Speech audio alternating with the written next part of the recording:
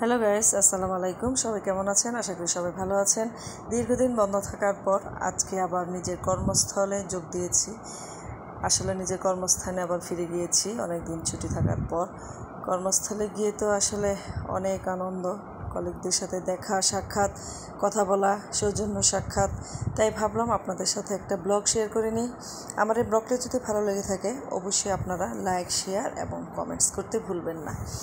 আসলে আমার হাসি দেখে বুঝতে পারছেন কতটা আনন্দে ছিলাম আমরা, আসলে কতটা এনজয় করেছি সবাই মিলে। এখন আমি আপনাদের সাথে একটু শেয়ার করব আমাদের অফিস কক্ষটা। ওই যে আমাদের কানাইলাল স্যার, আমি বলতেছি আপনাকে একটা ভিডিও করব, বলছে করেন। খুব হাসি আমাদের বেলায়েত স্যার, সবাই আমরা খুব খুশি। আমাদের আনোয়ারা ম্যাডাম, শাহনাজ পারভিন ম্যাডাম, সবাই আমরা আসলে এতই খুশি। অনেক দিন পর সবার সাথে দেখা, সৌজন্য সাক্ষাৎ। দীর্ঘদিন বন্ধ থাকার পর আজকে সবাই আমরা যার যার কর্মস্থলে ফিরে গিয়ে আসলে যার যত কথা আছে সবাই সবার কথা সবার সাথে শেয়ার করেছি, সবার সাথে গল্প করেছি। আমি ম্যাডামকে জিজ্ঞেস করতেছি আপনার এত সুন্দর ব্যাগটা আপনি কোথা থেকে কিনেছেন, এগুলো নিয়ে আলোচনা হচ্ছে, কথা হচ্ছে। তাই ভাবলাম আমাদের টিচার্স রুমটা আপনাদের সাথে একটু শেয়ার করে নিই। আমাদের বেলায়েত স্যার তো কথা বলতেছেন। এই হচ্ছে আমাদের আলম, ল্যাব অপারেটর। ওর সাথে কী বিষয় নিয়ে একটা কথা বলতেছে আর হাসতেছি। ও বলতেছে ম্যাডাম আমার ভিডিও করবেন না। তারপর আমি ওকে একটু দেখালাম। ওই যে আমাদের কেরানি স্যার, মোমিন স্যার, উনি বসে আছেন। ও জানে আমাকে কি বোঝানোর চেষ্টা করতেছে। আমি কথা বলতেছি আর এদিকে আমি ভিডিও করতেছি, ওইদিকে আমাদের কেরানি স্যার তাকিয়ে আছেন। তাই ভাবলাম আমি নিজের সেলফিটা নিজে একটু আপনাদের দেখিয়ে নিই, আসলে আপনাদের সাথে একটু কথা বলি, আপনাদের সাথে একটু সাক্ষাৎ করি। তাই আমার নিজের সেলফিটা আমি নিজেই তুলে নিলাম এবং ওর সাথে কী বিষয় নিয়ে কথা বলতেছিলাম, অনেক দুষ্টামি করতেছিলাম, ও কথা বলতেছিল এবং অনেক হাসাহাসি করতেছিলাম যে আসলে কেন এটা হয়েছে, কেন ওটা হয়নি, ওই বিষয় নিয়ে আলমের সাথে কথা বলতেছিলাম। ইনি হচ্ছেন আমাদের পরিচ্ছন্নতা কর্মী সীমা আপা, যিনি আসলে খুব হাস্যোজ্জ্বল একজন মুখ, হাস্যোজ্জ্বল একজন চেহারা, আসলে অন্যরকম একজন ভালো মানুষ।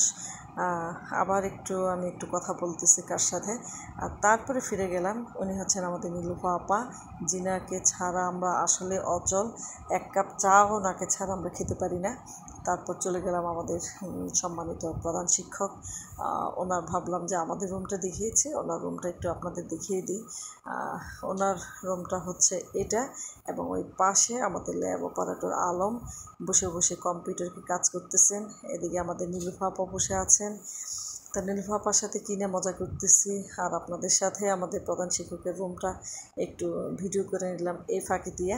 ভিডিও করতে করতে অনেকক্ষণ কথা হলো, আসলে কে কী করেছেন, এতদিন বন্ধ থাকার পর আপনারা কোথায় গিয়েছিলেন বেড়াতে, অনেক বিষয় নিয়ে কথা হচ্ছে। এখন চলে আসলাম আমাদের একদম অফিস রুমের এবং টিচার্স রুমের সামনে যে বারান্দাটা, সে বারান্দাটা আপনাদের সাথে একটু শেয়ার করলাম। দেখেন কী সুন্দর দৃশ্য, আমাদের বারান্দা দিয়ে আসলে এতই সুন্দর প্রাকৃতিক দৃশ্যটা দেখা যায়। আসলে এটা আপনাদের সাথে শেয়ার না করে আর লোভ আর সামলাতে পারলাম না। তারপর অবশেষে যেটা হলো, আমাদের স্কুল ছুটির পরে আমাদের টিচার্স আমাদের ল্যাব রুমে আমাদের সকল টিচার্সদের নিয়ে ইন হাউস ট্রেনিংয়ের একটা ব্যবস্থা করা হয়েছিল। কারণ রিসেন্টলি আমাদের 3 জন টিচার অলরেডি ট্রেনার ছিলেন এবং ওনারা ট্রেনিং করেছেন। সেজন্য ভাবলাম যে ওনাদের কাছ থেকে আমরা সবাই একটু শেয়ার করে নিই যে ওনারা আসলে নতুন কারিকুলামে কী শিখে এসছেন, সেটা যেন আমি প্রত্যেকটা টিচারের মাঝে দিতে পারি। সেজন্য ইন হাউস ট্রেনিংয়ের একটা ব্যবস্থা করা। আমাদের বেবি ম্যাডাম বসে এত মনোযোগ দিয়ে শুনতেছেন সবাই ওনার কথাগুলো, এবং মাঝে মধ্যে একটু হাসাহাসি কথাও হচ্ছে এবং ট্রেনিংয়ের মধ্যে আমরা একটু হাসতেছি। ইনহাউস ট্রেনিংয়ে আসলে সবার সমস্যাটার কথা, যে আমরা আসলে কী বুঝতেছি না, উনি কী ট্রেনিং করে আসছেন, নতুন কী পরিকল্পনা নিয়ে আসছেন, সেটাই উনি আমাদের তথ্যগুলো জানাচ্ছেন। এই যে আমাদের সকল টিচাররা পিছনে বসে, আসলে আমরা সবাই এলোমেলোভাবে বসে আছি, স্কুল ছুটির পরে সবাই ক্লান্ত। ওই যে পিছনে Anowara madam, Khokon sir, Muslima madam, Ruksana Parvin, Rahen madam, Joygunnesa, সবাই আমরা এতই মনোযোগ যে আসলে আমাদের বেলায়েত স্যার কী বলতেছেন, মানে ওখান থেকে ওনার কাছ থেকে আমরা কমতি আছি এটা ওনার কাছ থেকে একটু শেয়ার করতেছি এই জাস্ট।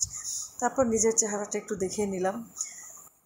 আপনারা আমার এই ব্লগটি যদি ভালো লেগে থাকে অবশ্যই সাবস্ক্রাইব করবেন, শেয়ার করবেন, লাইকস করবেন এবং কমেন্ট করবেন। ধন্যবাদ সবাইকে।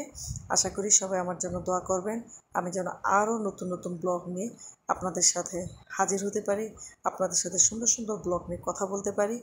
ধন্যবাদ সবাইকে।